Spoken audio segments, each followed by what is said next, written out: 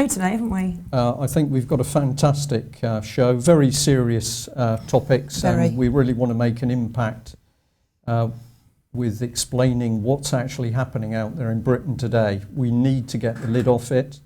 We need to do this because basically the whole country at the moment is under attack. I don't think we can express it more simply than that. We're going to be looking at the news. We're also going to be looking at what is happening within children's services, what's happening to our children in this country. Something is very, very wrong. It's on a very big scale, and we need to take the lid off. Yeah.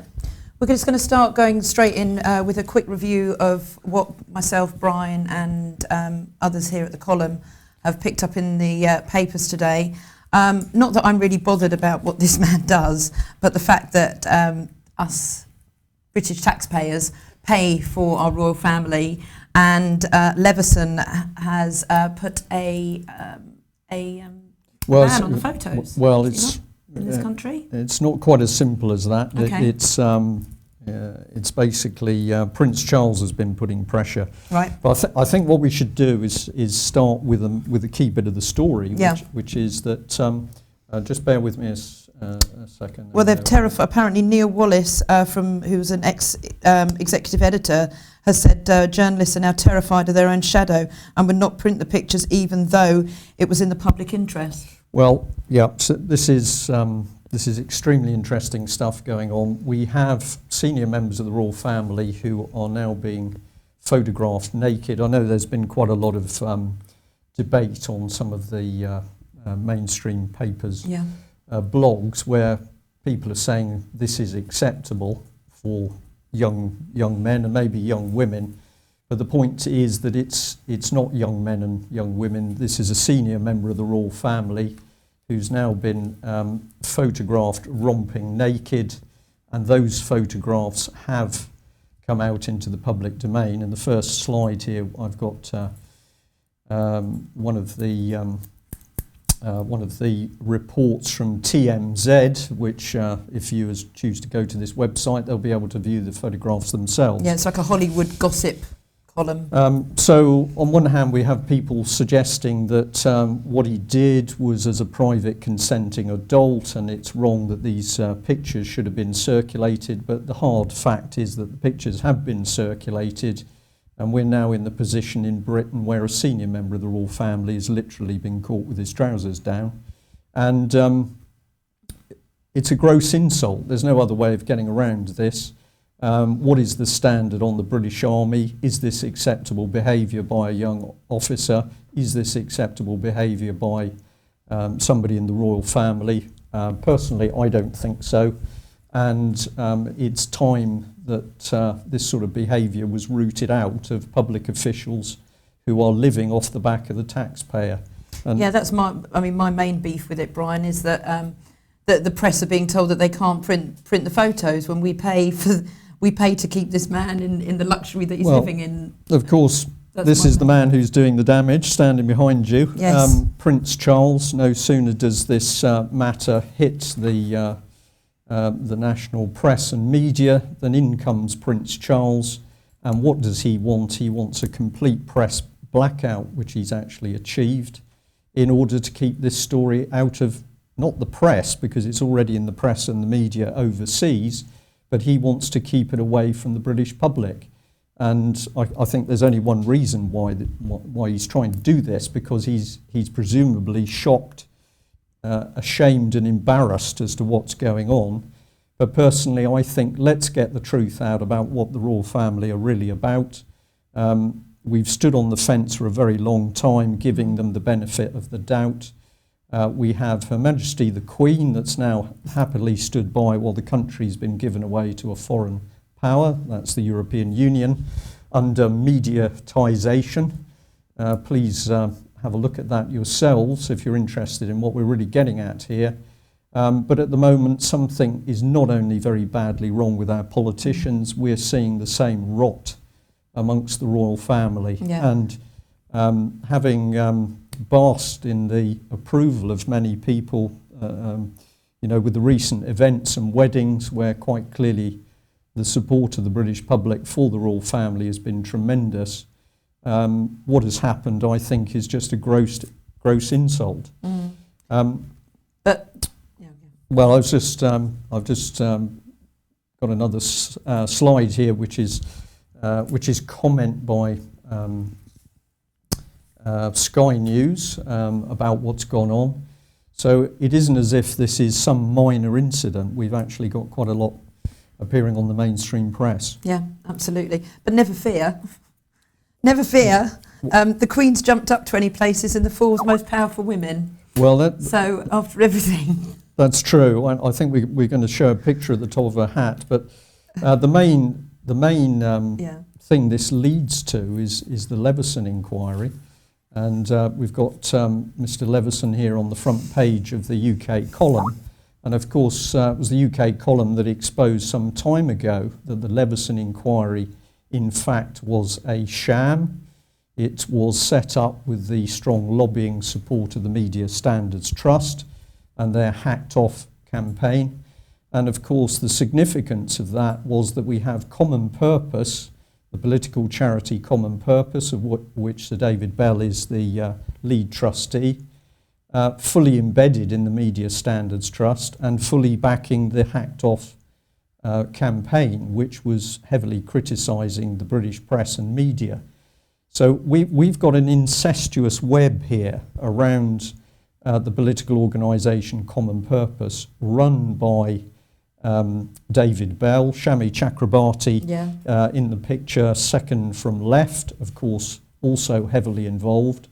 And now, surprise, surprise, after the warning by the UK column that the Leveson inquiry was going to be used to produce an immense crackdown on British press and media, here we're seeing firsthand with this trouble over Harry that we're going to have that. Yeah. There's going to be two rules. If you're an elitist, if you're a member of the government, you're part of the House of Lords, you're a banker, there's going to be one rule with regard to the press and media.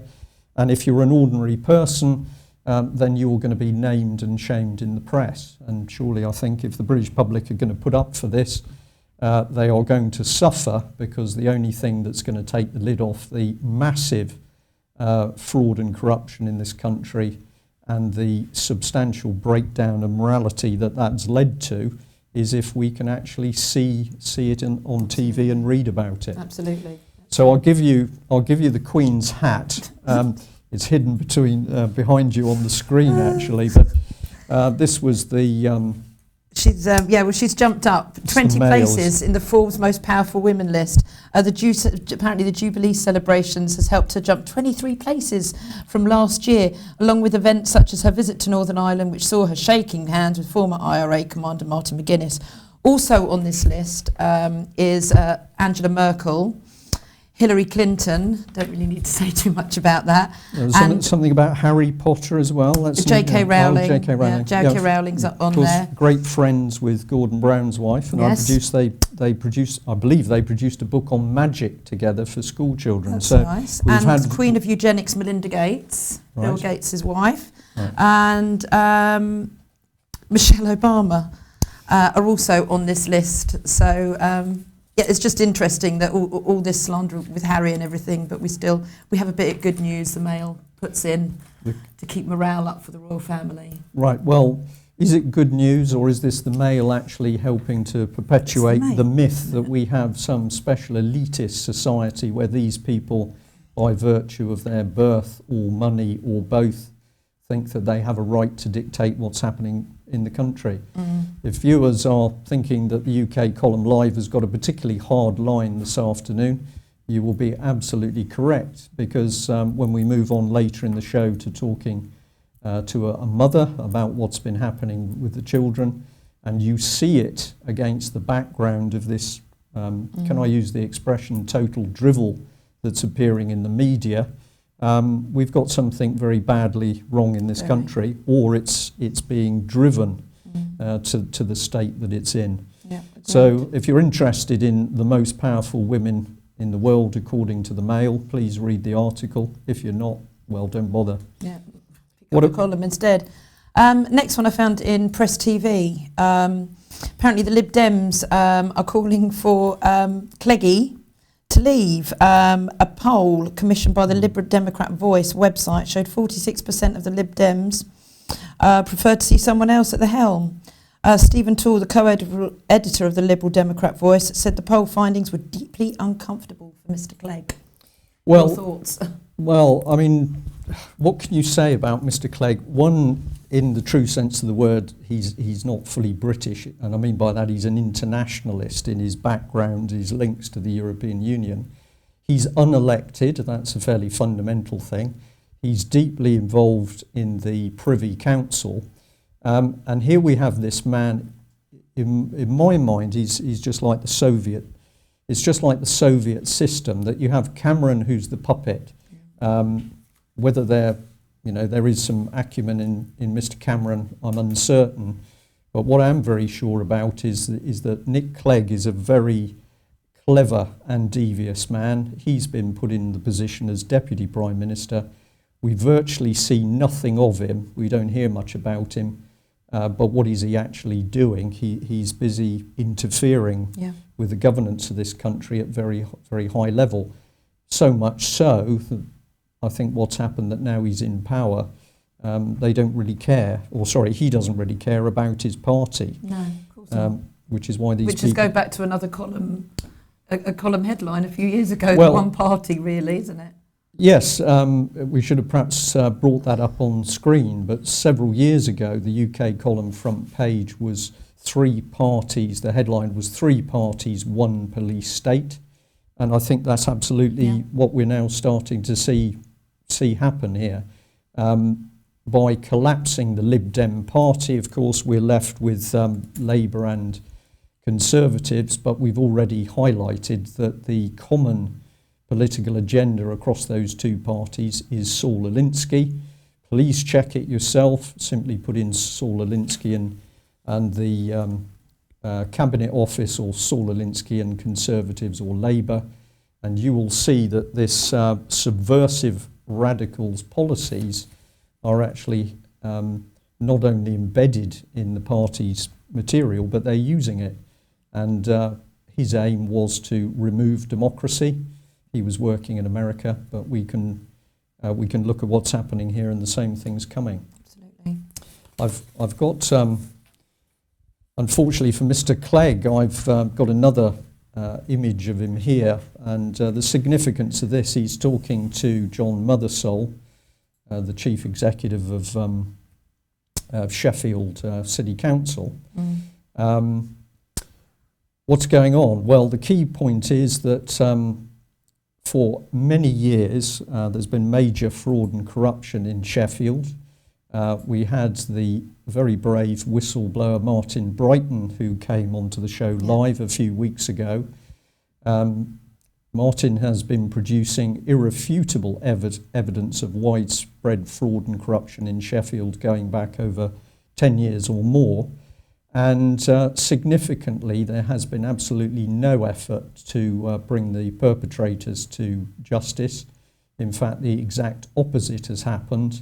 That those people trying to get this information out in the domain have been bullied and victimised. And having had some changes in the Sheffield City Council administration, Bob Kerslake, former chief executive, has now moved on to be head of the civil service. So he's moved out of a very mucky pond into an even dirtier Westminster. We've now got Mr. Mothersole, and I think local people hoped that there was going to be a big clean-up, but what has actually happened is that the vindictiveness to shut up the people who are actually saying, let's look at the evidence and get some investigation going, there's been a total close down. And I decided to bring this slide in because I was told earlier this morning by Mr. Brighton that Sheffield is ramping up the intimidation, as far as he sees it, against him in order to keep him quiet. Last year, Sheffield City accounts of 1.8 billion were effectively frozen for many months while there was an investigation into backhanders and bungs, as I think they are known to do with the political charity Common Purpose. Again, nobody was ever prosecuted, and eventually the local auditors, through the government system of auditing, simply waved through the rest of the accounts that this was some sort of minor incident.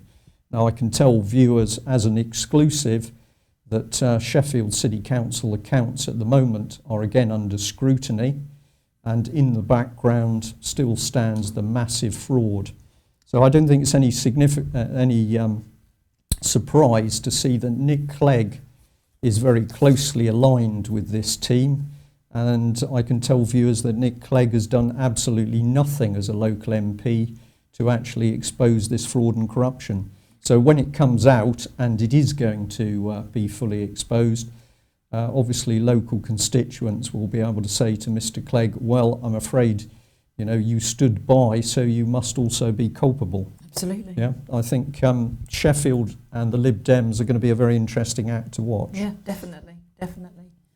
Moving on, G4S. Just to really, there's not much more we can really say that we don't know about G4S, but apparently Bedfordshire, Cambridgeshire and Hertfordshire police authorities have been considering jointly outsourcing services such as the human resources, finance, to help tackle £73 million shortfall in funding, but were asked to review the plans after concerns aroused around G4S's Olympic performance.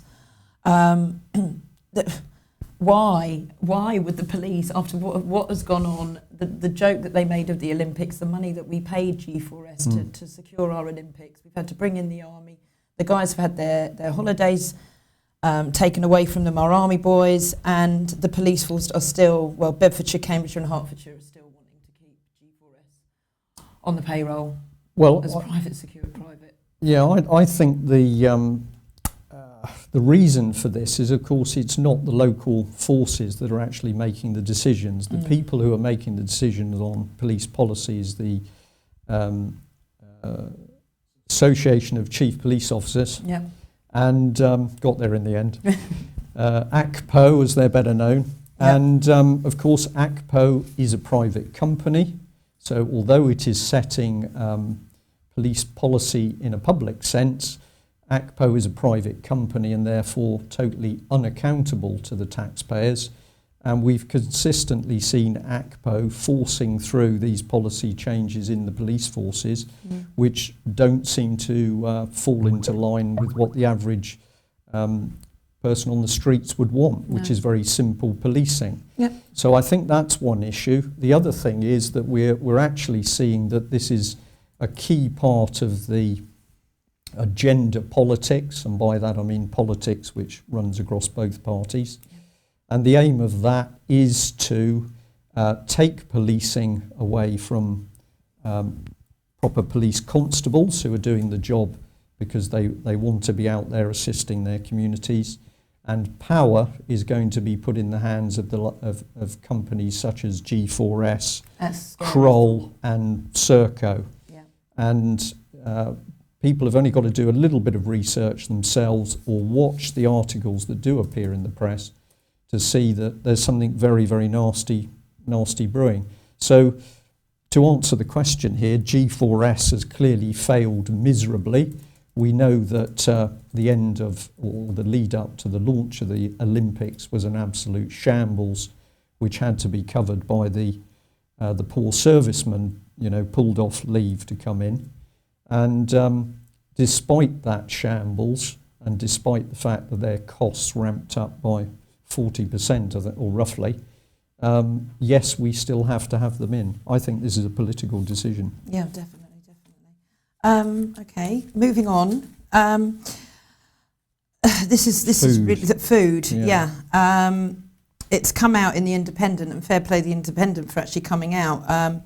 The United Nations Aid Agency and the British government have lined up to attack the world's largest commodities trading company, Glencore, after it described the current global food crisis and soaring world prices as good for business. Glencore's Director of Agriculture Trading, Chris Mahoney, sparked the controversy when he said the environment is a good one. High prices, lots of volatile, a lot of dislocation, tightness, a lot of sabotage, We will be able to provide the world with solutions, and that should also be good for Glencore. So they're basically admitting that it's boosting their company, the food crisis that's going on at the moment. Yeah. Companies such as Monsanto, Glencore, and other large agricultural corporations are cashing in.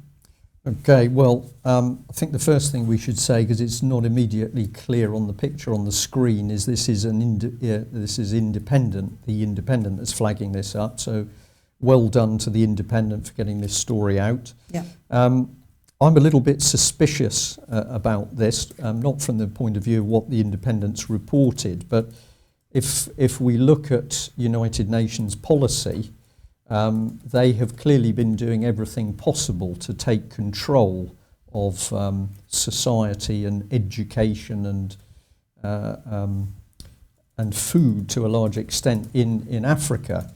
And now all of a sudden, having been at that game for many, many years, all of a sudden they're flagging up that these big companies are moving in for the kill, basically, because these are global corporations. They're interested in profit. They're not interested in feeding people. So it is no surprise, really, that now the situation with world food supplies and food prices are increasing, as Mike Robinson has been pointing out repeatedly on UK column news programmes. We're basically, seeing that somebody is actually getting at these people. Yeah. So if we want to deal with the food crisis, surely we need to get rid of the major people. I think so, definitely. Okay. Well, Monsanto being the ones for the GM crops, the main source for GM crops. I think I couldn't agree more. What can we do? We just need more publicity about this. So we know there are a lot of people out there who are very interested in the subject of agriculture and food. Mm-hmm. So if any of you have information which you'd like to inject into the programme, please do. And aside from that, we'll say what we always do is keep talking to people. The more you tell people, the more you help them learn about how the system is really working out there in these big companies, the better it is for all of us. Definitely. Okay. I'm very reluctant with this next subject, I have to say. Are you? Do you think we should do it? I think we should definitely do it. Okay, well, I'd have to say that viewers have been warned. Apologies to people who can see this. My pet hate, well, Tony Blair. There's no words I can use. Tony Blair featured in the Mail. Featured in the Mail, living it up with lovely sherry. Bless them. Yeah. They appear healthy and relaxed. Another little boost for Tony Blair by the Mail, a bit like what he's doing for the Queen. They're doing for Tony Blair as well. Are they boosting him or are they exposing him? I think it could be. I don't know. But the comments, which this is what's interesting, the comments seem to have been disabled from last night. Since last night, because literally the pages and pages of comments were, get this vile man, we don't want to see him, just absolutely putting him and Cherie down. And I'm just going to, if I can lift this up for the camera, somebody's actually bowing to the man. Yeah. Bowing to him. And anyway, the Mail disabled the comments. There's no, you weren't able to make comments. I think this morning before 10 o'clock, there was something like 230 comments. Yeah. And if you scroll down over those comments, while some of them were rude and unnecessarily abusive, what was extremely interesting was that 80% of the comments were clearly picking up on the real calibre of Tony Blair. And there were many comments that were simply pointing out that effectively the man should be brought to trial for war crimes. Well, I wanted to start a little campaign, actually, which I might get doing in the column, actually. Maybe the Daily Mail's done it for you, really. Maybe. So we will see. So we're very sorry to end the news on the note of Tony Blair in the sunshine, but keep watching this man. I believe that he amassed another £20 million to his fortune in the last 12 months. And of course, there's a real danger via the Miliband brothers in Labour that Mr. Blair is going to be brought not into mainstream politics, but into the shadows.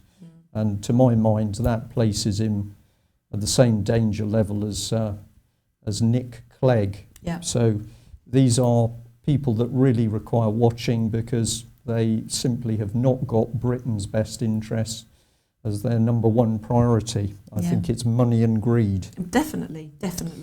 Somebody's going to tell me off, I think. Okay.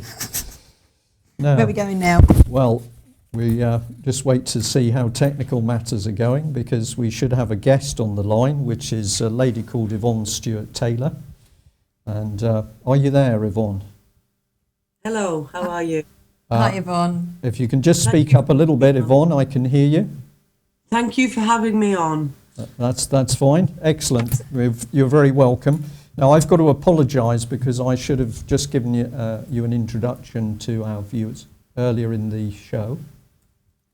Okay. Yes. Okay. Just hold on a second. I'm just getting a message here. Yeah.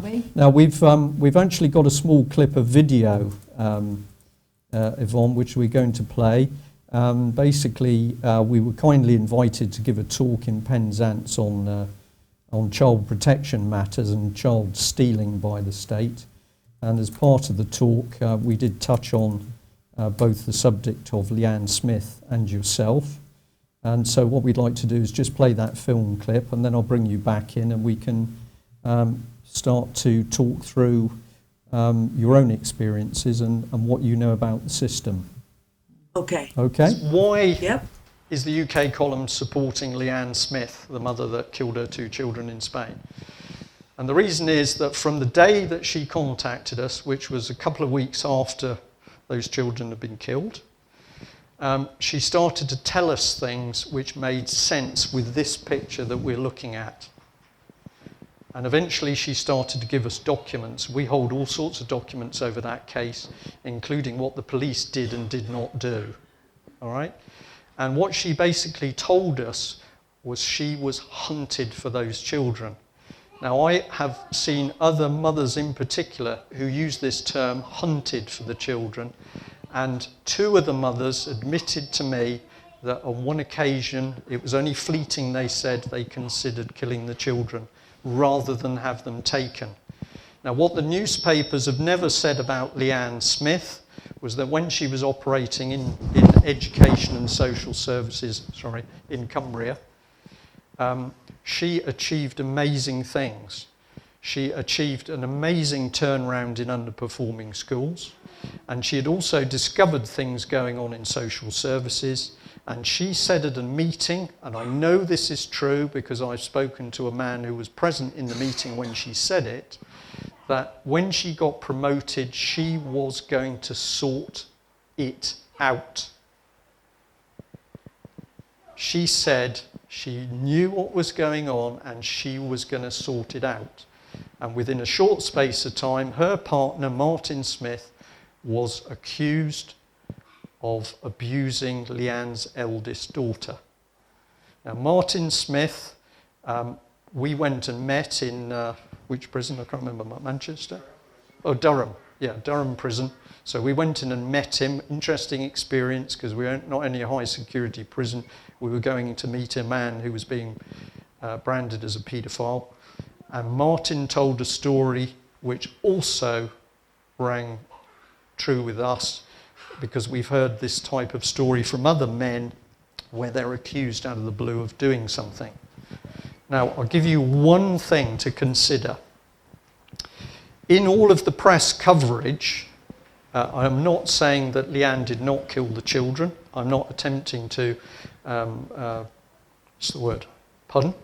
Justify what she did. But I'm trying to set some background that the national press have never given.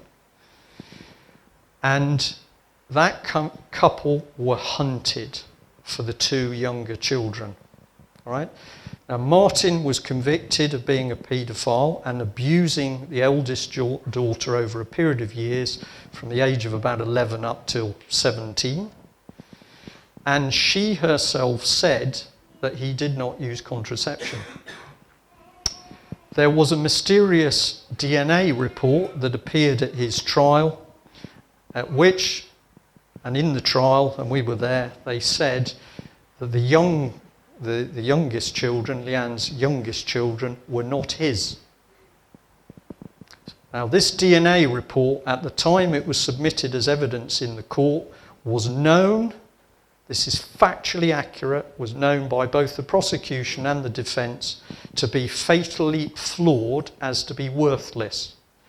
All of the mainstream press kept saying the youngest children were not Martin's. Why? Because the single young lady who accused him said he didn't use contraception. Why did the court never pick up on that issue? Why was the truth never told? I can also tell you that a gentleman, I'm not going to mention his name, but in the Leveson inquiry it came to light that Lianne Smith's emails were hacked while she was in Spain. They tried to say that they were on the run and hiding. Well, she was working quite openly in Spain. They were hunted. And Lianne says that she was hunted to the point, and the psychiatrists say, and I'm not anti all psychiatrists, that she was hunted to the point that in her mind it was better to kill those children than hand them over to social services. Now, you can judge her, but I say the important thing in this is the truth. What is the truth about what happened? And I can tell you that none of the mainstream journalists who printed stories about Lianne Smith and Martin Smith will talk to the UK column. They won't return emails, they won't return phone calls, they will not talk to us. And the reason I think they won't talk to us is because we are sitting on evidence that says the story the state has told us and the facts of the case are two different things. So Lianne asked us nearly 2 years ago, would we help her? She said, I don't want to be, sort of forgiven for what I've done. All I want you to do is to get the truth out. I have another person in Cumbria who's recently come online who spoke to Lianne while Lianne was in post. And that lady is talking about the story of 2 young boys who were taken from their parents in Cumbria and then very badly sexually abused over months within Cumbria Social Services. That woman has been threatened. Okay. Welcome back. That was a clip from the presentation that Brian did last week down in Penzance, which was a great evening. Should we go straight back to Yvonne now? Yes, you're there, Yvonne. Can you hear me? I am. Right? Yes, thank you. I am. Okay, excellent. We seem I to... can't hear Yvonne. Okay. Okay. All right, let's see. I can't hear her. No, you've... Okay. Let's have a look. I'll just try this. Yvonne, we're just, as usual, just having a little bit of technical... Okay, we should have got you That's back better. on now. All right. You can hear me, can you? I can hear you now, Yvonne. Excellent. Okay. Okay. Can we start, Yvonne, just with a little bit of background to yourself and your story, please? Well, yeah. Now, about me, support worker, predominantly online. I do a little bit of work for Parents Against Injustice, and I do a lot of local cases as a Mackenzie friend. I'm a retired town councillor of 17 years standing, a fundraiser, a campaigner, and an activist. I've also been a carer and an adult education lecturer, as well as a retired childminder. Now, most of the professions I have left due to the false accusations of child abuse levelled at us in 2003 by the family courts. And that's how I've become involved and been campaigning over the last 10 years to try and find remedies and help people to stop them having to go through the anguish and pain that we went through. So that's all you really need to know about me at the moment. Right, the story begins in 2003. My grandchild was born extremely prematurely in San Diego in California and spent 10 weeks in intensive care at University of California, San Diego, where a very good team of doctors miraculously managed to save her and keep her alive. And she's now a very healthy 10-year-old. But we've really been through the mill. She was transported to the UK by air ambulance and literally dumped on the NHS by Saga Insurance Company, who are the underwriters for Barclays Insurance, having spent over $1 million in the first 10 months of her care. They decided that they would prefer to have her in England, and the NHS picking up the bill, I think. I mean, this is my opinion about what happened based on the information we have. To cut a long story short, she was admitted to hospital with a severe chest infection. The NHS had not given her the supplements that she required to stay healthy, and her health started to fail. She got a chest infection over the winter in 2003 and went into hospital, and she came out with a broken leg. Now, at the time, we had no way of knowing how that had happened. An emergency care order was taken out, and then an interim care order, and we spent 8 months in the family courts being railroaded, basically. They didn't listen to any of the evidence that we put forward in our defence, health issues or anything. They refused point blank to consult with the American doctors who'd cared for the child for 10 weeks in intensive care, and said that they didn't need to listen to American doctors. And then there was a clear attempt, obviously, to, I believe, cover their own failings by accusing the family. Right, okay. Yvonne, thank you for that. I've just got a picture of your granddaughter here, which you kindly sent through to us. So we'll just put her up on the screen. I'm going to ask just gently for you to set the scene a little bit, because of course you're up there in Cumbria, aren't you? Yes, I am, and I feel quite on a limit at times with this kind of work that I've been doing over the last 10 years, because I've had to severely challenge the authorities, and that has resulted in what I would define as persecution and deliberate attempts to discredit my witness of truth. It's been quite bad, actually, but the important thing here that I need to get across to you is that by no means is this an isolated case. It may be for Cumbria, but for other areas of the country, this is quite prevalent. I have a friend in Kent who I have come to know through this situation online, and then become very friendly with, going to the UK column meetings, etc. A lady called Sheena Williams, who had 4 grandchildren stolen for forced adoption because she was raising the issues of how badly the authorities were performing in protecting children and taking children from innocent and decent families. I think once you put a price on a child's head, it's very easy for corruption to set in and for people to see, funding coming from the removal of children and putting them through the system. Okay, Yvonne, we're going to. We've got plenty of time to work through this, and obviously we want to get some evidence up on screen. Yes. I have a couple of little slides here, which I just thought we'd put on screen so that we get ourselves focused on who we're talking about. So this is a snapshot of Cumbria County Council's website. Okay.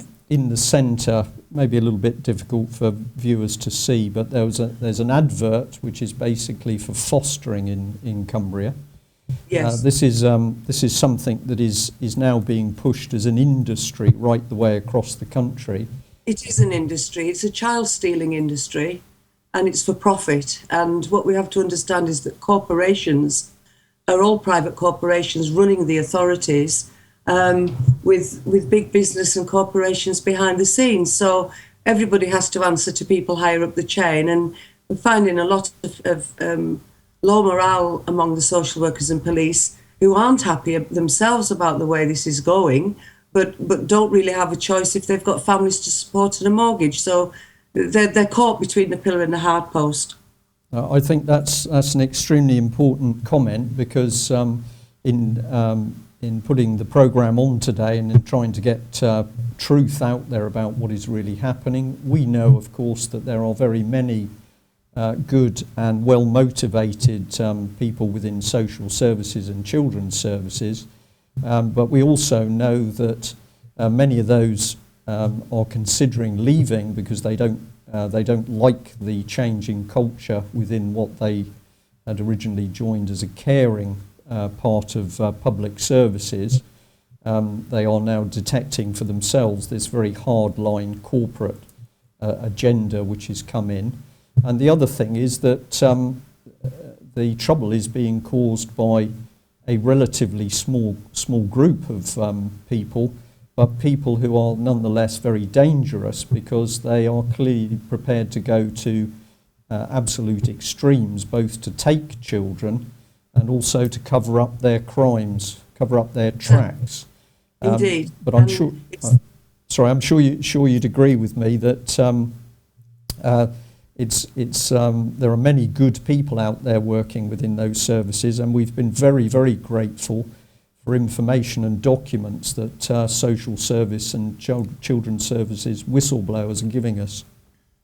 Yes, indeed. That's absolutely correct. And we can't tar them all and vilify them all when a few bad apples are spoiling the whole barrel, and other people just feel helpless and don't know what to do. Yeah. Just afraid of reprisals. I mean, with whistleblowing comes a big price, and you do end up bringing persecution on yourself, and you do end up being vilified and discredited, even though it's only based on a pack of lies. You know, that's how the system is operating at the moment, which is very sad. Well, obviously today we're going to work hard to go further than just talking about lies, because we want to look at real circumstances and evidence. But yes, I thought it'd be helpful. I've just put up some text here which has come from Cumbria. So it's taken straight off their website, and it's comment about Julia Morrison. And of course, what do they say about her? That she's the corporate director of children's services. So the moment that word corporate has come in, we know that we're dealing with corporations, which means that we're dealing in profit. And now we've got this very, very dangerous and insidious mix that we're mixing children and profit.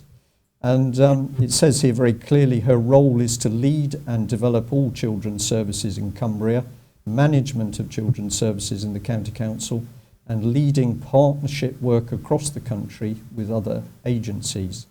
Julia also works as a member of the corporate management team to further develop Cumbria County Council. Now, we're not saying that this lady has personally done anything wrong. We don't know very much about her.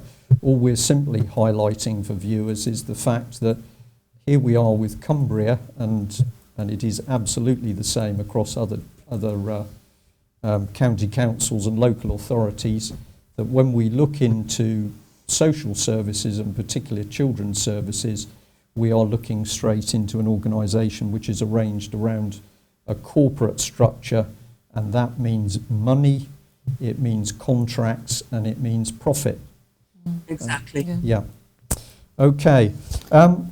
Sorry, Right. Louise, you've got a question. Yeah, no, it's just moving on a little bit more about your your granddaughter and this story, Yvonne. Right. Well, she's thriving now. She's excelling in just about every way she could, educationally, sports, etc. She's an absolute miracle. Had she been born, I believe, in the UK, she wouldn't have survived, number one, and she wouldn't have been, a healthy child. I should note that 3 air ambulances went over to the States to facilitate her being brought to the UK. 2 of those ambulances and the medical crews were sent packing by the American team, who obviously had a duty of care. And this is important because duty of care, I think, is being negated in a lot of cases in this situation in the UK. Now, 2 teams were sent and told not to come back until they could send competent medical teams who weren't going to give her 100% oxygen in an incubator, which would have rendered her blind and brain damaged.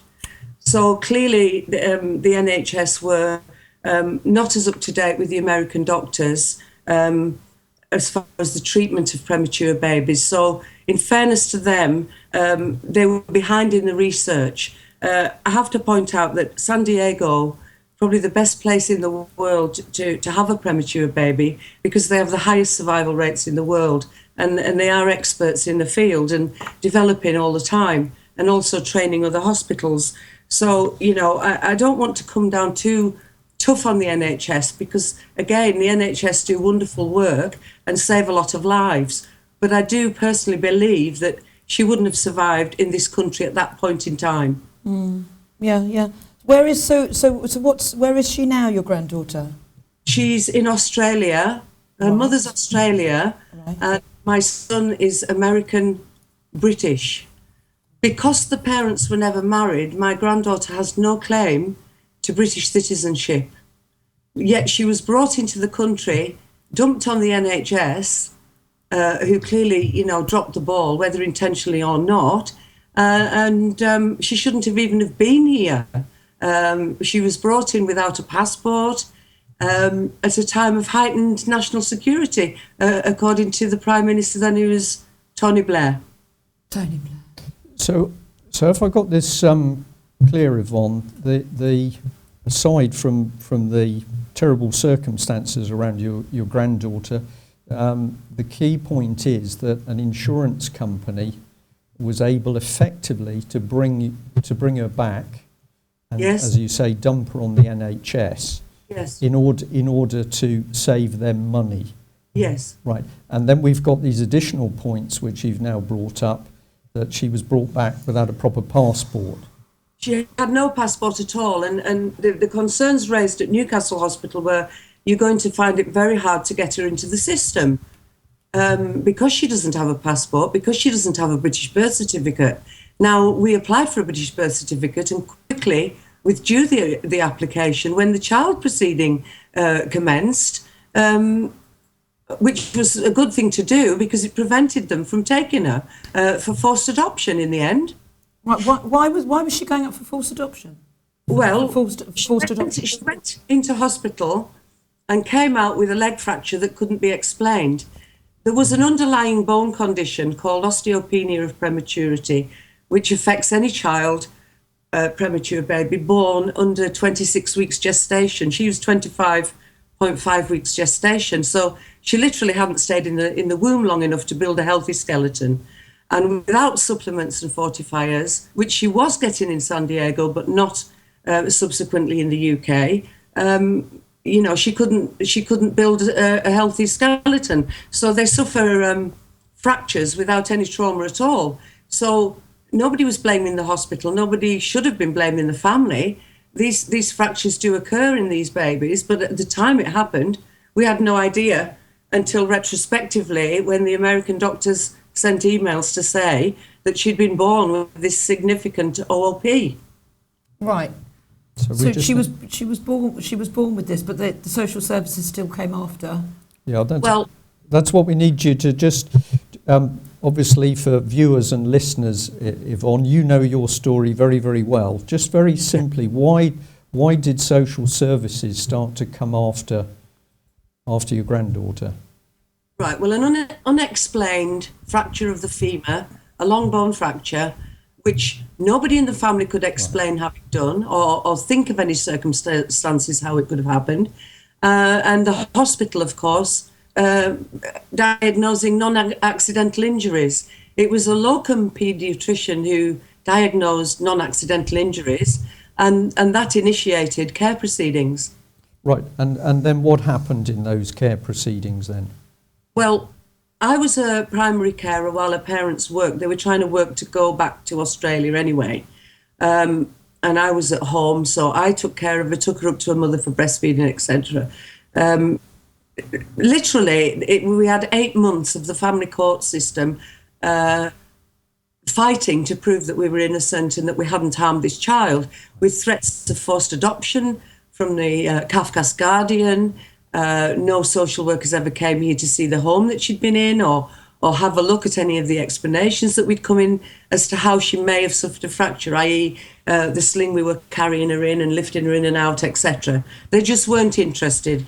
At that time, Cumbria had a 0-star rating from Ofsted, and adoptions increase the star rating, or at least at that time that was the case. And they were wanting to increase their star rating, and an adoption would certainly have suited that for them. And I do believe that they, in my opinion, that they had an agenda. Right, and of course at that time, or shortly afterwards, we know that basically local authorities were actually getting additional grant money if they were meeting targets for children. That's correct. That's correct. Yeah. So how did... Sorry. Go ahead.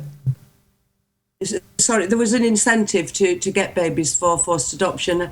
I've done freedom of information requests on this, and 98% of the adoptions in Cumbria are forced adoptions.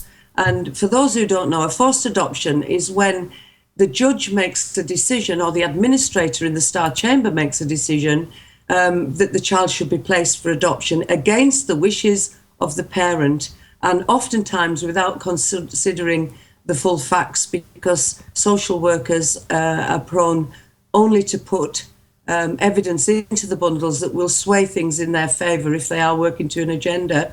They're not impartial as they should be, and it's a bit of a racket, really, I'm afraid. So she's your granddaughter's. Well, obviously it didn't happen, Yvonne. Why didn't it happen? That's well, is it because she ran? Is it because they went to Australia? Is that why they couldn't continue with it? They didn't run away. We conformed completely with social services. I've always believed that the authorities have a place and are needed. And I don't think, I'm not going to sit here, hand on heart and say that children don't need to sometimes be removed from dangerous situations in dysfunctional families. But I think rehabilitation is the answer rather than destroying a family. If the services can be put in there to rehabilitate, I feel the money would be far better spent. But again, that's my opinion.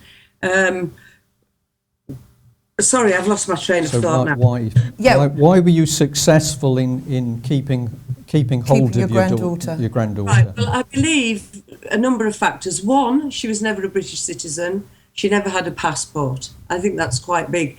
I contacted Senator Diane Watson in the American Congress and gave her the full case file.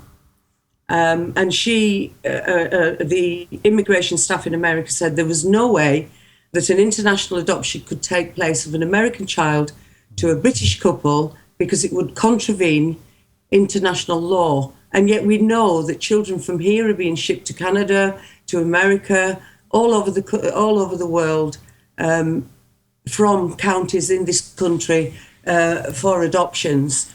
So I'm not sure what they've done to change the law, if they have, or whether these adoptions are actually unlawful. Not absolutely certain about that.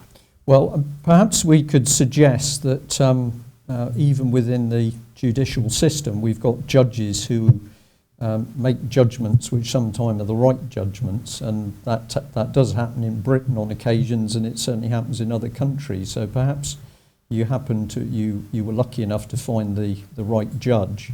Well, I don't mind naming him. The man's name is Judge Mayen. He's now retired. He had a bundle of stuff in front of him. Some of the paperwork from the social worker had been perjured. When we got the emails through from the American doctors before the last hearing, I spoke to Kafkas and told them that we had fresh evidence.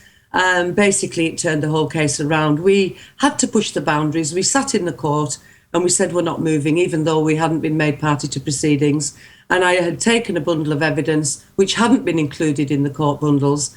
And the judge asked me if there was anything he could do for me. They allowed us to stay in, which is set a bit of a precedent, really, because they said I was the least likely perpetrator. And the judge accepted the paperwork I gave to him. I asked him to take it home, read it carefully, not to make any judgment until he had done so. And that's basically what happened. We were vindicated. He still made a care order for the maternal grandmother to oversee the care of the child in Australia for 12 months as a safety measure. Right. So Yvonne, this story, which you're telling very well, thank you for that. obviously this story is a considerable part of your life and must have caused unbelievable anxiety and stress to the family. So I would guess that this is the start of you beginning to learn about what goes on in children's services and how Yes. the system can work against people rather than for them. Well, as a childminder in the 90s, mid-90s, we were already being trained then, as the doctors were, to think dirty. When I say that, it was a policy that was developed. If you take your child to accident and emergency, you will be asked, or the child will be asked, how they've had an accident. And the doctors and the other professionals were being trained to think dirty, think the worst possible scenario, and a full investigation to ensure the child hasn't been maliciously harmed, which is fair enough, but it's gone a bit too far, because often there are medical underlying conditions that the parents and the children are too young enough to speak, and the parents don't have an answer as to how things can happen. The minute you don't have an explanation as to how this has happened, you're then a suspect and you are a criminal. And in these secret star chambers, you are guilty until you prove yourself innocent, not the common law, which says you are innocent until proven guilty. This is a very good point, Yvonne, and I often say when I'm speaking on this topic that for people, you can only really understand the system by being in one of the family courts, and of course you can only be in the family court if you're involved in the case yourself, or you're there as a Mackenzie's friend or a supporter of the family. But you have to go into these courts in order to see how they work, the bias, the lies, perjury. I've experienced myself, just unbelievable. And in one occasion on a court in South Wales, when it was pointed out to the judge that the male foster carer who was looking after a very young 3-month-old baby, that he had recently been picked up with the police on very serious assault charges and therefore was totally unsuitable to be a foster carer, the lady judge said, "Mr. Gerrish, we are here to determine the future of the child and not look at the present circumstances." So there was an absolutely callous dismissal of factual evidence which had the child's well-being at heart, and instead it was just dismissed by this lady judge, of course, running her own star chamber, her own secret court. And the other, sorry, go ahead. They're very arrogant, a lot of them. They are very arrogant, but I think possibly there's something more, that they're actually working to an agenda, because as we move on in the interview with you, we're going to start to look at evidence which shows that there's something much, much darker at work. Yes. One little point I'd just like to bring up is that if people are wondering what the real scale is, what we're talking about, mainstream media has pointed out that a child is being removed from their parents, from their family, every 22 minutes in Britain, every 22 minutes. And if we look into statistics across the country on children, we know that up to 30,000 children are going missing every year. This is not children that then come back. These are ones who are simply disappearing off the scale. And what is absolutely incredible is that there is no single coordinated effort to establish where these children are going. If you talk to local police forces, it's done piecemeal. If you try and get an answer from the government ministers, Mr. Lawton or Sarah Tether, they simply do not know. And I think the interesting thing is they don't appear to want to know what's happening with these children. That's correct. That's correct. I did speak to Tim Lawton at Westminster with regard to what we're going on to next, which is the case of my cousin's children. Okay, and I'm sorry, Louise, Go on, I just carry got on. one point, and I'll let you know, is that you've mentioned passports, that your granddaughter came back without a passport. And what Yes. immediately came to my mind was the dreadful case of the daughter of a lady called Linda Lewis in Neathport, Talbot, where her young, I think 10 years old or 11, I can't quite remember, but that daughter was taken away from her at gunpoint in America when she'd taken the daughter to America in order to get diagnosis. And the daughter was then put on an aeroplane and flown back to Britain on a passport which was essentially false. Well, not essentially, it was a false passport. And when the mother took on the Foreign and Commonwealth Office to say who issued the passport and on what basis was this passport issued in order to bring the child back, there was suddenly a massive close down which went to the highest levels of government.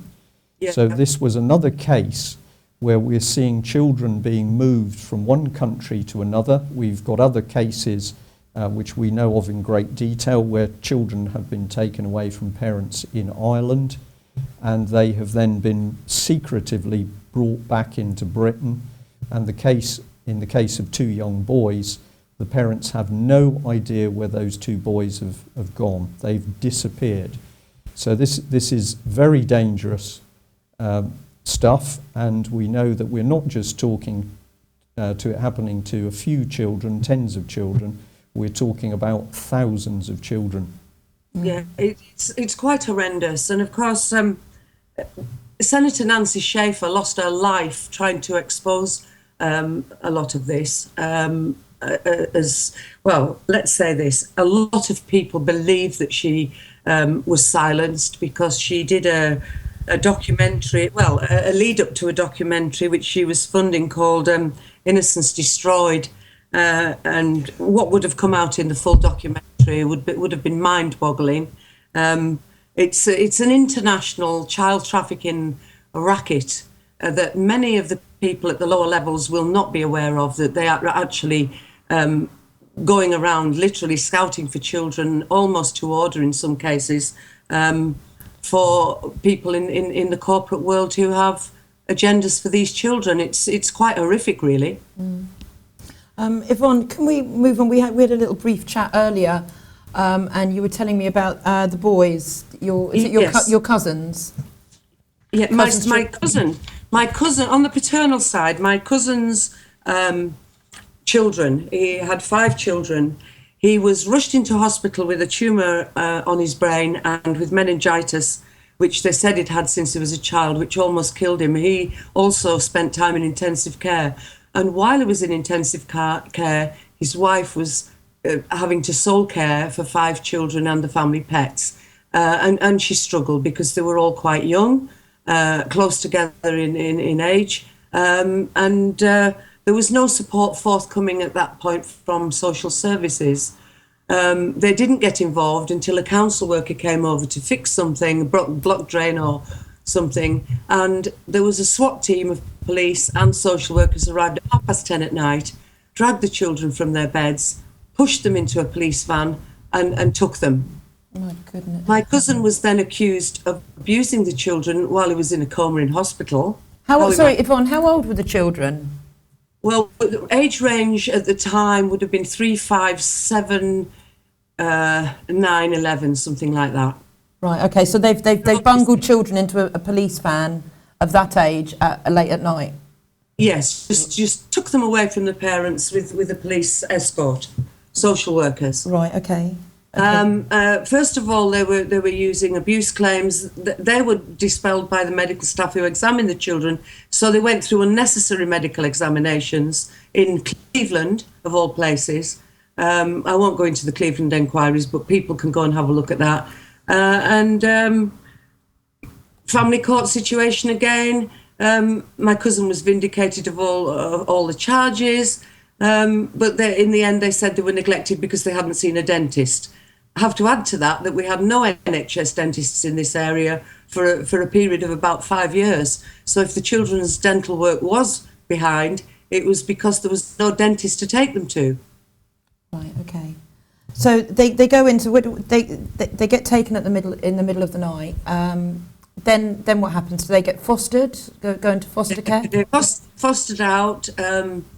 Originally in Gatebeck, they were fostered there, and I had to get onto the police because the foster care arrangements were overcrowded. They had children of the same sex, of a certain ages, sharing rooms, and the problems came about when a predator child who had been sexualised in his own family and taken into care had access to the children with no proper risk assessments having been carried out. Okay. So Yvonne, how did you?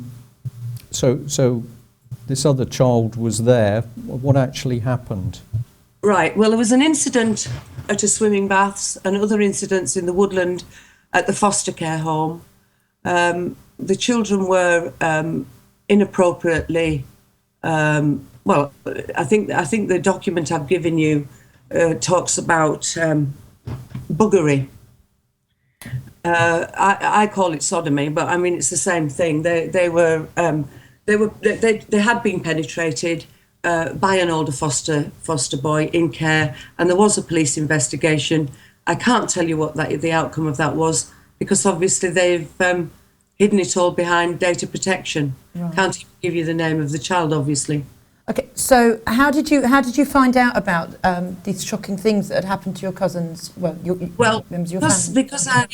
Because I am an advisor, and I was obviously going through the family court situation. My cousin confided in me, told me what was happening. The same solicitor who dealt with our case was the children's solicitor in that case, and he was very kindly allowed me to go and discuss issues with him. With my cousin being damaged neurologically, he felt he needed me there. And I was the one who pressed for an investigation via legal services in order to establish what had happened and get the boys some form of compensation and counselling, because clearly the family were absolutely distraught. To have been falsely accused of child abuse and then to have that happen in the care system is horrendous. So did you, I just want to establish, did the children advise the parents? Who was it who first flagged this up to the parents? The younger boy had informed the foster parents, and at first the foster parents hadn't thought that it was as serious as it was. They later then had to investigate and found out that it was serious and that it had happened on more than one occasion. Okay, and then that social services contacted their legal team and contacted you or contacted the family?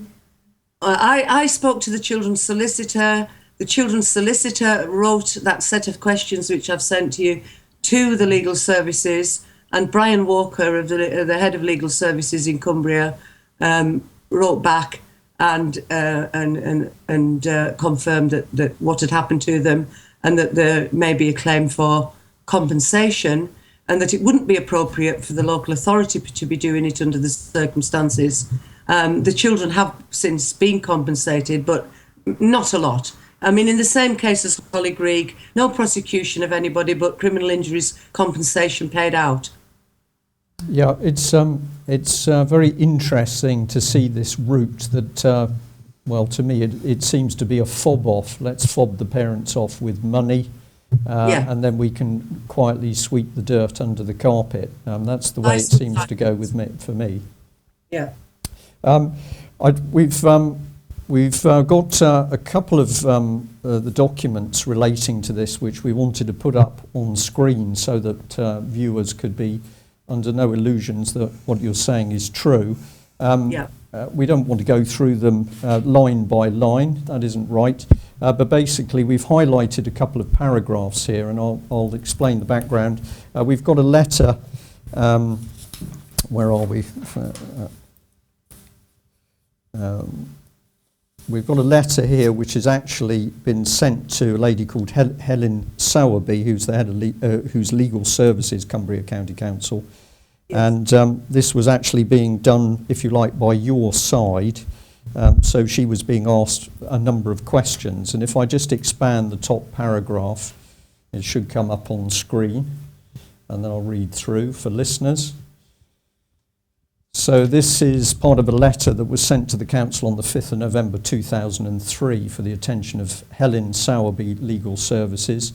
And it says, "Dear Sirs, and obviously the name of the children is taken out, our clients, the name of the clients is taken out for the purposes of today. And then this is the key first paragraph. We refer to our telephone conversation with Mrs. Sowerby on the 5th of November concerning the above matter, when you advised us that the two children, as a bit redacted, had been the subject of a serious incident of assault, buggery by another boy in the foster home. It was not clear to us whether this was one incident or a repeated series of incidents." But the key point here is that this is information which has come via the foster parents through the council and back to the parents. There's no doubt about what's being talked about. And then the final paragraph in this letter, I think, is also significant, which should come up on screen.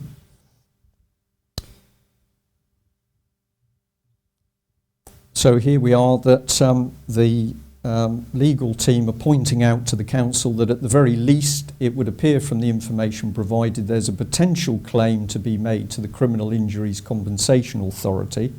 There may also be a potential claim against the local authority for breach of their duty of care.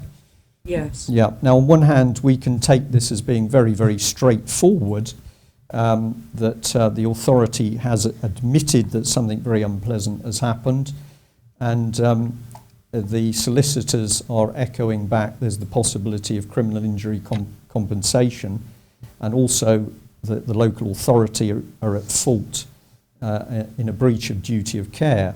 But I think the significant point for me here is the fact that there's absolutely no talk of the fact that we're dealing with a criminal case.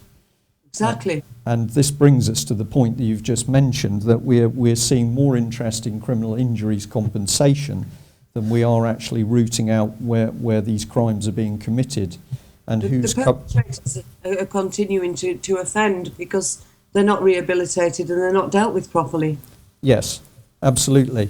Now we just go to the second letter, which is the council actually sending back to the solicitors. So if the system works, sorry, wait a minute, where are we? It should come up. Here we go. This is the first paragraph. So this is now Cumbria Council speaking.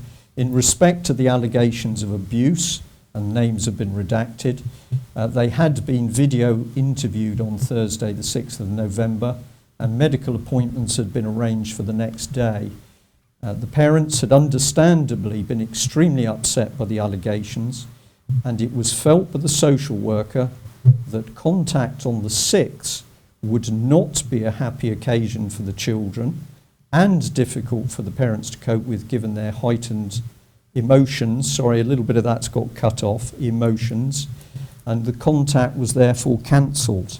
I'm sorry for butting in, but at a time like this, after parents are hearing from the council admitting that what has happened within their care, and then they're denying the right of access. Is this, correct me if I'm wrong, Yvonne, and then the social services are denying the parents access to their precious children after hearing such horrific claims? Is this really right? Myself, I'm the parents. Very difficult time for us, knowing that this had happened, and not having access to the children, because of course you can't. You know that the children are going to be traumatised, and it's just utterly disgraceful. To me, it's deliberate infliction of emotional harm. It's total emotional harm, yeah. But on the parents as well. Absolutely. I mean, that's what you just need to be, as a mother, you be there for your children with such, sorry, it's just too much. Very, Yeah, that part of it is particularly difficult for me to talk about, but it has to be done, because there will be other children in care all over the country who potentially could be in the same kind of risk if, because of financial cutbacks, social services are unable to take care of their corporate duty, the duty of care of all corporate parents. The MP, Tim Farron, knows about this. The Joan Stocker, county councillor, was shown this evidence. She sent my complaints about this straight back to the lady who was responsible for the floors, and she answered me and hid behind data protection. And I've got all this information in the file. I didn't want to inundate you with the paperwork, but there's plenty of evidence to suggest that this has been a massive cover up, and that it's been a case of shoot the whistleblower. Shoot the messenger. Yvonne, thank you for that, and I know this is very difficult for you, and I just want to say thank you very, very much for coming on the programme and being brave enough to talk about this. The UK column at the moment, and if I say this almost as a little bit of an announcement for viewers and other mums and dads out there who've got problems, at the moment, for months, the UK column has been unable to cope with the sheer number of calls that we get from parents every week, from mums and dads right the way across the country, sometimes overseas, all telling us template stories of children being taken away, sometimes in the most brutal circumstances, by child protection teams, and then being faced with a wall of silence as to where those children are, or subjected to the most cruel psychological bullying in the way that children's services control contact time. So, for example, mothers in particular that have contacted us almost out of their minds because they're only allowed to see their children perhaps for an hour every 2 weeks. That's correct. Yeah, and when they see the child, they're not allowed to touch them or cuddle them or tell the child that they love them. And this very, very callous, vicious psychological manipulation of the parents weighed on my mind when I had the first case, which was many years ago, which was Linda Lewis in South Wales. I simply could not believe some of the stuff that she was putting forward. But since then, not only have I been able to learn from other cases, but I've had the dubious pleasure of going into family courts and seeing what I can only describe as wicked bias in the cases, false documentation, perjury, everything I've previously mentioned. So I know that at the moment on air you are being very, very professional and measured in your comments, but the truth of what we're dealing with here, measured across the country, is that there is a template rolling to take children away from their parents and hold them against their parents' wishes, which is affecting thousands of children. And we've now got the situation where David Cameron, let's start to bring the real culprits into focus. David Cameron, with Ken Clarke in particular, Sir Justice Wall and Justice Ryder, are actually pushing for the adoption process for children to be speeded up, which actually gives parents even less opportunity to challenge the taking of the child in the first place. Now, in my view, and talking to people in Norway and Sweden and America and France and Ireland, we are seeing exactly the same techniques used. And this, I will say what I believe, and you're very welcome to disagree with it. What I now personally believe is we are living in a Britain which is involved in massive international child trafficking. That is the selling of children for sex, for drug testing, psychiatric experiments and other things, and that this process is not only known to senior members of the government, they are actually using Child Protection Services as one of the conduits to steal these children in the first place. That is what I now personally believe.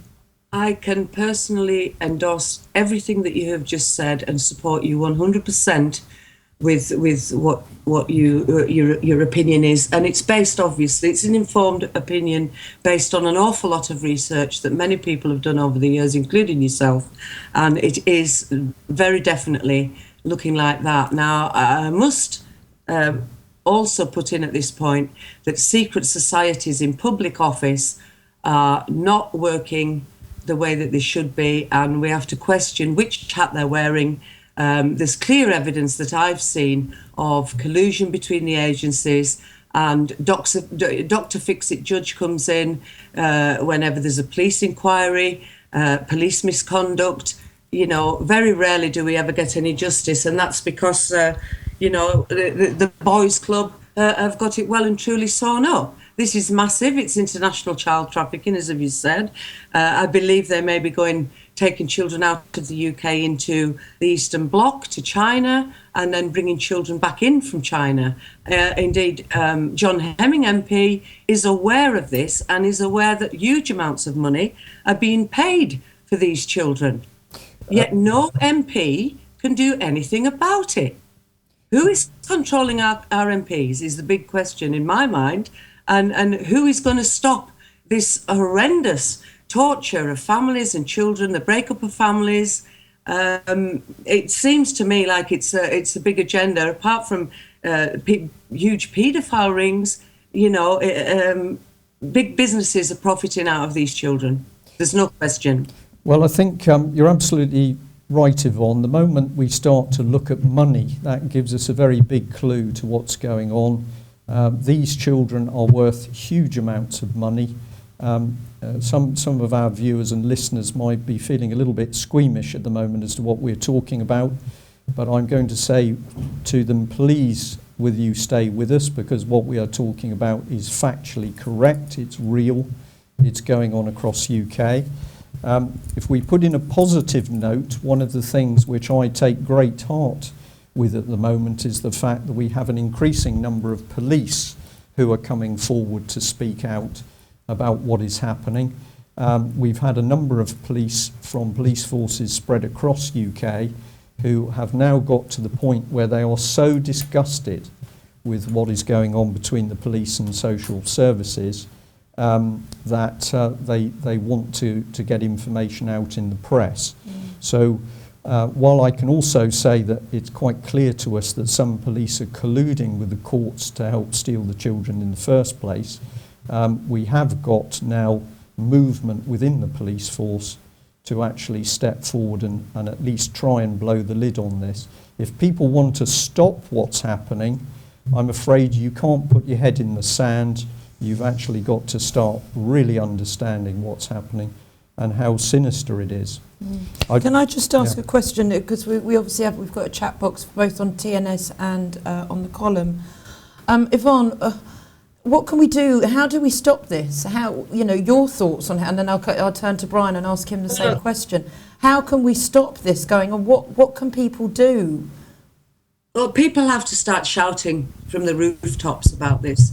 A lot of parents are gagged and can't speak. To the parents who can speak, I would say, please speak out, even if you are afraid of retributions from the authorities, vindictive police officers or whatever. Because if we don't stand for children, we don't stand for very much at all. The children are the future. Without children, there is no future. And humanity is being threatened. It's horrendous to me that these little ones can be traumatized and suffering. They must be absolutely terrified, these children. They're drugging them because they're not happy in their foster placements. It's horrendous what's happening to these children. Children go out of care, they get dumped out at 16, they end up going into crime, they end up not being very well adjusted, they haven't been nurtured by parents. The whole thing is destroying society. If you destroy the family as the base unit of society, you destroy society eventually. And it's not just the children of the working classes anymore that they're picking easy targets anymore.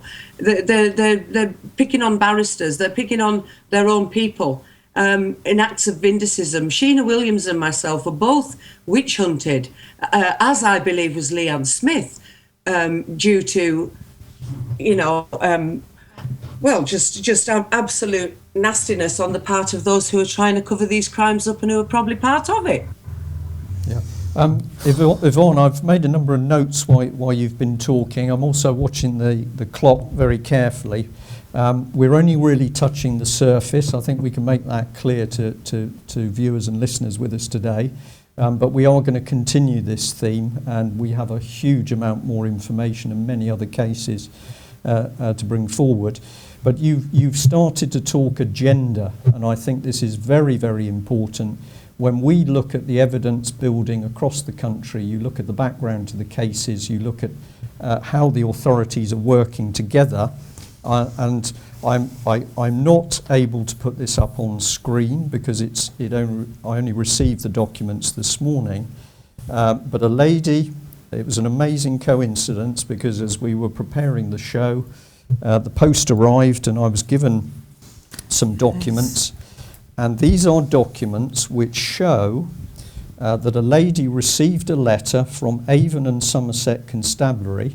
This is actually to do with her son, who has been taken into care and now appears to be almost kidnapped in care as an adult, but with some learning difficulties.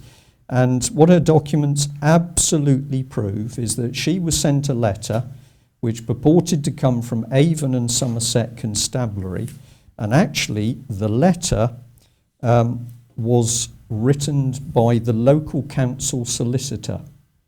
This is extraordinary because even I have not seen a document quite like this before, but here we have people thinking they're dealing with the police, who they still think are responsible for upholding the law, whether you're in the local council or you're an MP or you're a judge or you're working with children's services.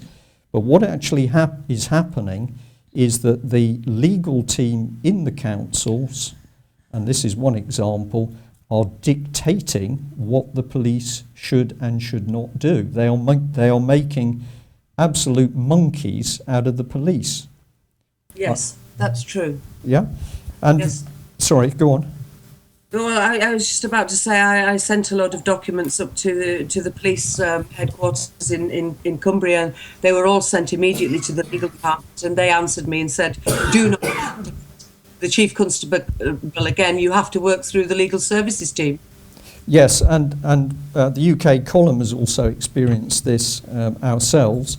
Having said that, we're delighted with police who are coming forward to assist, and I'm always going to say a big thank you to those men and women because they are also very brave.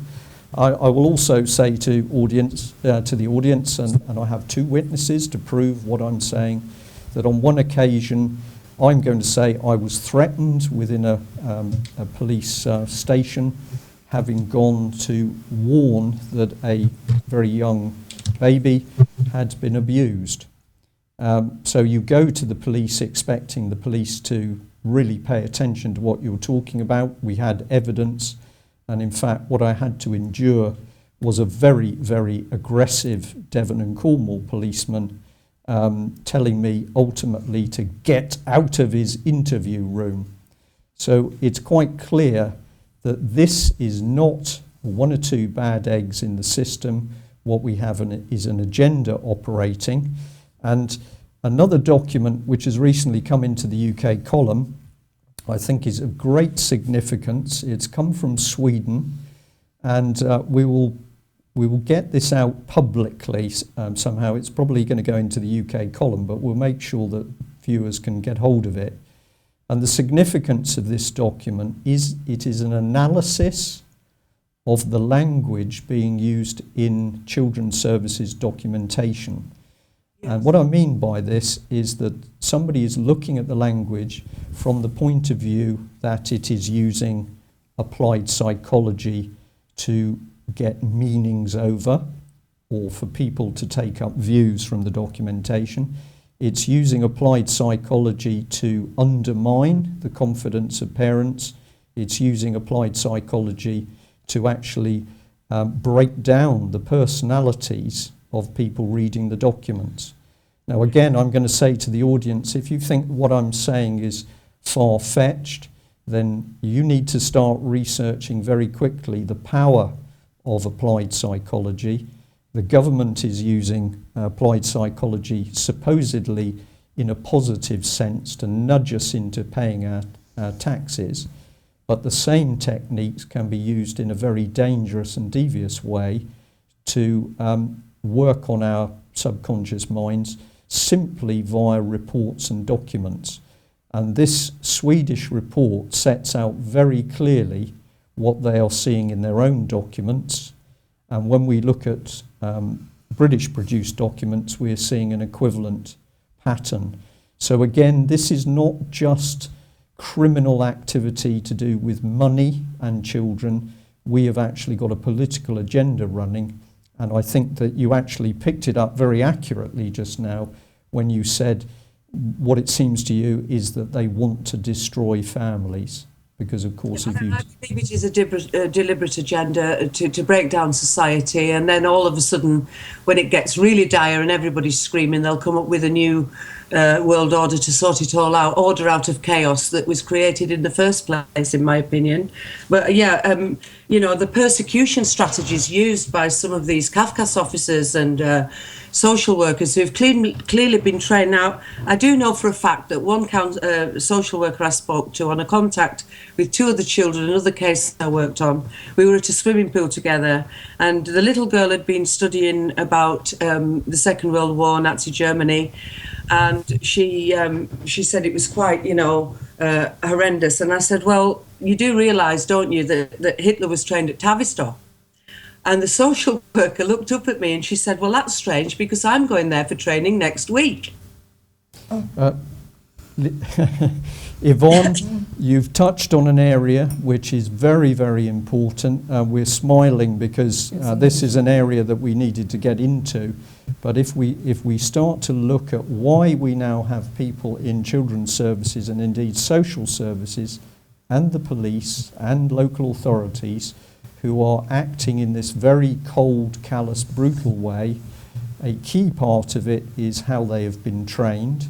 And one of the areas that the UK column is very, very keen to help expose is how these very, very subtle but dangerous applied psychology techniques are being used to completely strip away compassion from people in the public services who are dealing with us. And there's again, a total lack of empathy. Yes, absolutely. Now, watching the clock, which always seems to whip round, I'd just like to finish the document that we were starting to talk about. So just to show evidence that what we're really dealing with is real. This is the second page of the document. They'd cancelled the visit.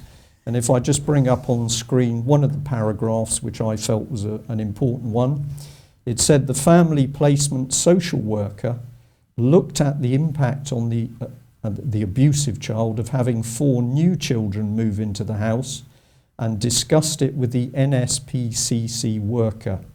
It was only during the weekend of the 1st and 2nd of November that the foster carer had further discussions in which it emerged the sexualised behaviour on the 27th of September was more serious than first thought. This is the document to...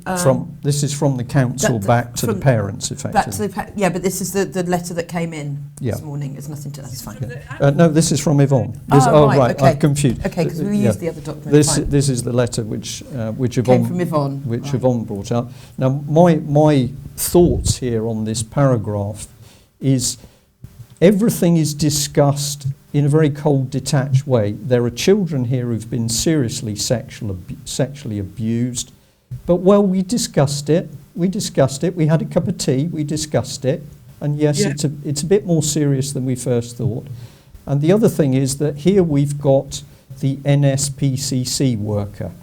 So now we have moved into another area where we've got the public sector now intimately mixed up with, in partnership is what they say, but what it really means is conspiring with NSPCC, and we've got Bernardo's, and we've got Kafkas, and we've got CAMS, we've got all these other organisations that are now not working in the best interests of the child or the parents, but they're actually working behind the scenes with the local authorities.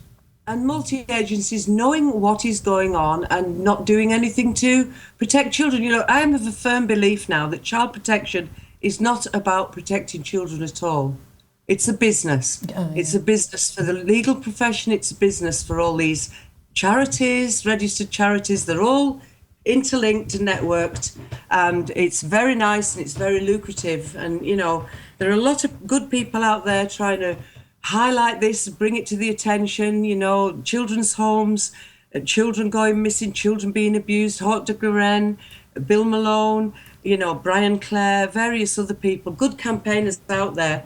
But our voice, it's not being heard because these people are turning a deaf ear. They're not interested in what we've got to say because it's not about child protection, really, it's about money. Well, this money and a political agenda, Yvonne, and I'm Yes. going to say we can deal with this problem. The first hurdle is to get people to understand that they are not going to get help by going to the people that we would normally go to. We have seen time after time after time MPs, senior officials in the civil service in particular, and also within public services, absolutely turning their back, either because they're frightened or because they're being warned off, possibly. But MPs in particular, an absolute callous disregard for this subject. I've had a question here. Somebody's asked really what the UK column thinks of John Hemming, MP. John Hemming MP has been widely promoted in the press as actually fighting for family on the family issue and children's court issue.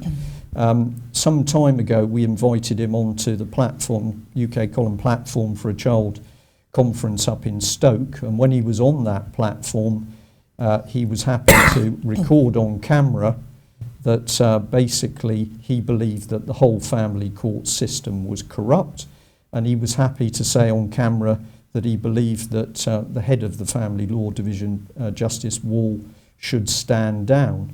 Yes. Now, those were very appropriate points, and he was braver than most of his colleagues by saying that publicly on camera. He's also been prepared to say to me off camera that he has seen other MPs in Westminster shy away from the subject because they are frightened of the judges. So now we have another indication that it is the corrupt court system that's driving the politicians and not the other way around. But yes, having said that, I have some concerns over John Hemming, because I think there is one simple thing he could do which would, one, show that he is really dedicated to solving this problem, and also it would put to bed some of the criticisms that we know parents are putting towards John Hemming, because they're saying he's not doing enough. Some people are even saying he's working on the other side. I'm going to say we don't know, but what I would say is that if John Hemming really wants to make it obvious he means what he says, all he has got to do is call a press conference, and he's got to invite, in his own words, the hundreds and hundreds of cases that he's got on his own books where people have the evidence to show that this is not accidental, this is a political agenda. So I think that if enough people called for Mr. Hemming to have this public conference, it shouldn't include UK media, it should include international media, and we brought in thousands of parents to testify as to what's happened. One, we would know which side Mr. Hemming was really on, and the other side is we'd be well down the path to solving the problem. Can I just ask, though, would he really be, would the people further up the scale and the judges really allow that to happen? Well, there's no reason why not, because I'm sorry, Yvonne, I'm responding directly to Louise, but there's no reason why this can't be done, because of course any of the documentation on the cases can be sanitised, and there is no reason and no need to actually bring in the names of any of the children. So none of the children have got to be identified. We're simply looking at documents, evidence and procedures. Yeah, okay.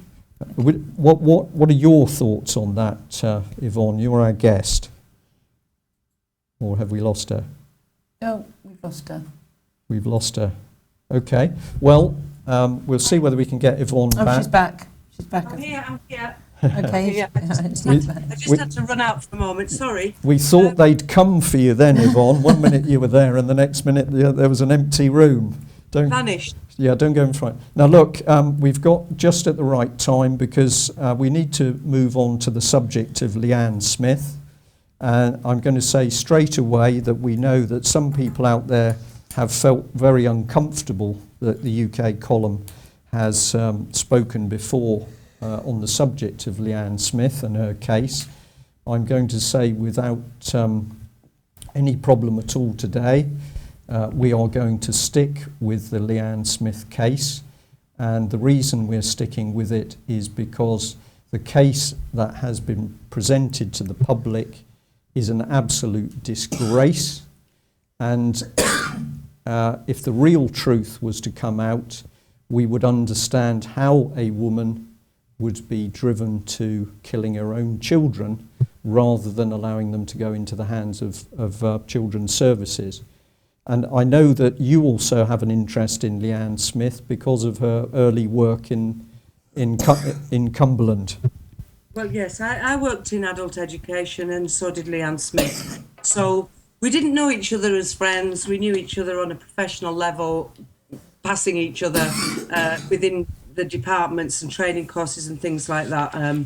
Now, the one thing I can say, hand on heart, in absolute truth, is that I got very angry when all this happened, as you can imagine, wondering if my own child was going to be taken by a paedophile social worker and something awful was going to happen to her after what had happened to the boys. And I emailed every single email address I had for Cumbria County Council to every single department of Cumbria County Council, blowing the whistle, telling them what was happening. So Lianne Smith would definitely have been aware of what was going on, that children were being sodomised in care, that proper assessments weren't being done, and that paedophiles were operating in the area as well. And I honestly believe that a mother faced with the idea of young babies being taken and raped in care, and let me make no mistake in your minds about this, children as young as 2 and younger penetrated. It's just absolutely shocking. I mean, we'll have to do this another time, but Lianne would have been aware of this, and I do believe that she committed an act of a crime of passion, because she was so distraught and worried about them witch hunting her for her children and where those children may end up, that she felt that the lesser of two evils was to smother her own children rather than have that horrendous thing happen to them.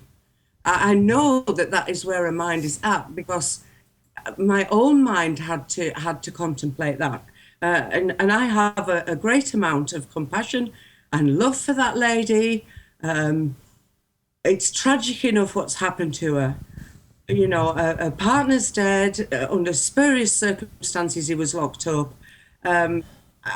She's been totally stitched up because she was trying to blow the whistle and get this out. And I feel that I have a duty to support Lianne Smith and to try and get her justice by getting this out there, so that the nasty press, vindictive slur against her good name and character can somehow be diluted. I'm absolutely appalled at the way that the mainstream media have handled this reporting of this case, and it's so biased and untrue. Yvonne, thank you for that. I'm just watching the clock the whole time, because this is a very, very sensitive subject, and I know there's a lot of interest, and I've really got to watch the clock to make sure that we get in as much as we can. Something I'd like to make very clear to viewers is that when Lianne Smith contacted the UK column, which was a couple of weeks after she had killed both her children, she was not looking for she wasn't looking for sympathy. She wasn't trying to escape punishment. She didn't want any of those things. What she wanted was the truth to come out, because she felt that by getting the truth out about what had actually happened to her and why she took the dreadful action she did, and in no way is the UK column condoning what she actually did.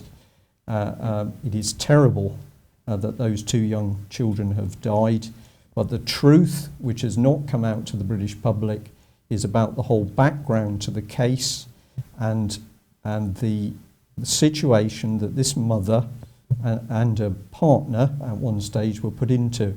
And the second point I think I should just make is that some viewers may be picking up on the fact that you're talking about paedophiles on one hand operating within children's services, and then you've mentioned Lianne Smith in the same breath, and of course the media absolutely covered her over the mainstream press. I'll just put up one of the Mail's original headlines, because it was the Mail that broke the story about Lianne Smith, and of course she was immediately linked in not only as being a child murderer, but that she was connected with a paedophile, and the story is that they had run away from social services and gone to Spain. In none of the press reports did the press give any background to Lianne Smith. They didn't talk about the fact that she had an excellent reputation within education up in Cumbria. They didn't cover the fact that her programme to improve failing schools had been a phenomenal success, to the extent that her department was given priority funding over her boss's children's services department. So none of this background information about Lianne Smith came out. The Daily Mail and other papers simply focused on what had actually taken place in Spain. And in the last few minutes, I'm just going to touch on, and we probably need a whole programme on the subject of Lianne Smith. I'm just going to touch on a couple of documents which show some of the very dirty things going on. How do we know what we know? Well, Lianne Smith has been communicating with us now for nearly 2 years. Mike Robinson, as part of the team, was able to go into prison to see her. Mike and myself have both visited Martin, her partner, when he was in prison. Of course, he has now committed suicide as a result of being incarcerated as a convicted paedophile. There are huge questions to be raised over not only his conviction, but even over his suicide in prison. And it is highly significant that we understand the local coroner has raised grave concerns over the fact that the moment Martin had committed suicide in prison, every scrap of paper and document in his cell was removed. And whereas those documents should have been given to the coroner, they've been retained by the police. So I'm trying to get over as much information as I can to say, for people, if you can do it, just stand back from this story a bit. We would love to bring those 2 young children back, but we can't. But if we can understand what drove a mother to kill her children rather than allow social services to take them, then we're starting to achieve something. If you'll just bear with me, Yvonne, because if I run through these little slides quite quickly. All right, I'll just give you this one. This is an organisation which buys stories and pays people for their story. And it was never fully explained in the press how Lianne's story got to the Mail. But it got to the Mail because she felt that she wanted to get her story out, terrible as it was, because it might help other parents to understand why she did it and to stop other children being taken. So she contacted, in fact, a publicist, Jonathan Hartley Associates, and Jonathan Hartley Associates worked through this front company which buys stories, and the story ultimately and conveniently arrived with the Daily Mail so that they could blow the story on a Saturday, which of course gave them maximum readership and presumably maximum money for the people who sold the story. So I've got just a clip here to show that we're talking factual information. Here's Hartley Associates. Please go and research them yourself. We've spoken to the Associates direct, and we've asked some questions, which have raised more questions in the UK column's eyes, because the truth has not been told about what was actually going on. The next picture that I've got up is the place of the cathedral. This actually is a beautiful square with a very impressive church in Girona, and this is the site of the court where Lianne was convicted a couple of months ago of those murders and sentenced to 30 years in prison. There is an appeal underway at the moment, but I can talk with some experience of this case, not only because of the information we received from Lianne and evidence which has been provided to us, but I was also called as a defence witness to that trial in the event I didn't give a testimony, because it was decided that tactically it would be better if I didn't. I'm happy to explain that. Simply, it was felt that at the time, even though I was able to say that other mothers had told me personally they had considered killing their children but hadn't gone through with it, it was felt that that information, rather than helping Lianne, might detract, because of course you could argue the converse argument that they didn't, so why did she? However, I was called to the trial, and when I arrived in this square, I was faced with these journalists from all over the world, including the BBC and ITN. If we just look at the second picture, while the trial was going on, this was the first day, here were the journalists eating, drinking and having a good time in the sunshine while they waited for news. I personally spoke to the group you can see on screen at the moment. Their English, most of them were Spanish, their English wasn't too good, but there was one American amongst them, and it was obvious these people had absolutely no idea of the background to the case and Lianne Smith and Martin Smith's personal story. The only thing they knew was what they'd actually picked up from other international press sources. Now, where this has brought the UK column is the fact that basically we are now trying to get out what we know. Critical information, critical evidence was never brought up at Martin Smith's trial. A DNA report which said that basically the young children that died, the press tried to say those were not Martin Smith's children. We know that the DNA evidence was completely flawed, and that was known by both the prosecution and the defence, but it was never brought into his trial. So we really need to do a lot more on this. All I'd just come back to on viewers is to say that if you think you know what the Martin Smith and Lianne Smith case is about, all we have seen is the very unpleasant and tragic front-end events. We have not seen in the public domain the real truth about what's actually been happening with this lady. I don't know whether we can show it. We've got a short film clip which is of Lianne coming out of the court during the trial. So this was actually shot by the UK column at the time. And here is a woman who is simply known for the fact that she's murdered her children, and nobody at the moment is asking, apart from the UK column, is asking the question, why did this woman, who had worked so well, was so highly thought of, how was she then hunted to kill her own children? And we believe that a major clue is that in her job, she had said at a meeting, and I can quote this, when I get promoted, I am going to sort this out. And what we believe this lady was referring to is what she had discovered was going on within Cumbria and other children's services. She knew it was a mess. She knew they were failing miserably. She'd seen the Ofsted reports, obviously. They're readily available, and I would encourage people to go and look at Cumbria's Ofsted reports based on what has been said today, and you will see that they are miserably failing children. This isn't just Cumbria, this is across the board.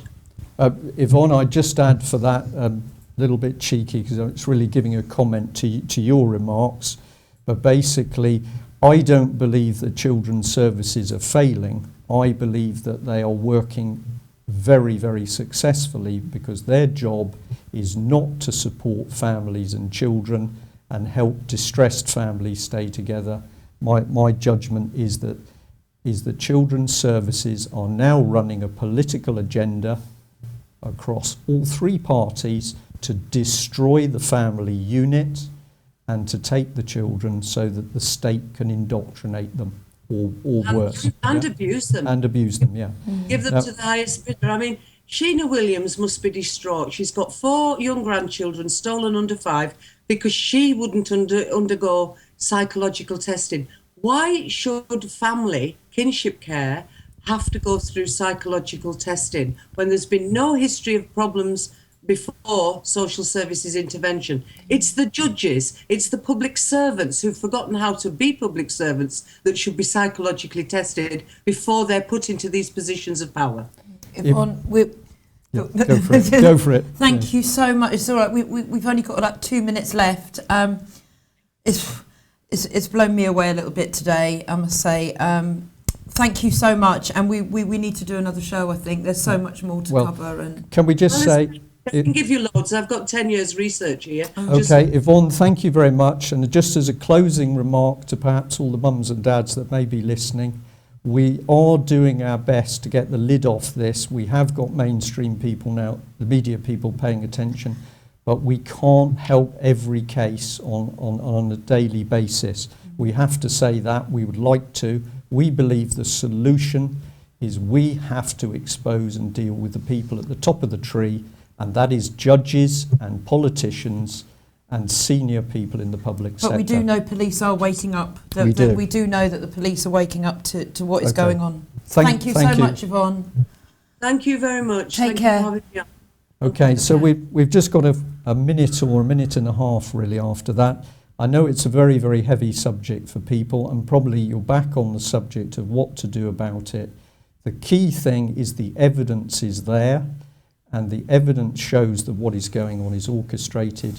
We can't afford to run victims groups. What we need to do is to start exposing and naming and shaming people at very high level. So that's what we've got to do. Stay posted with the UK column, because we're going to do more on the coming days about how to deal with the problem. I've got a photo coming up of a missing girl.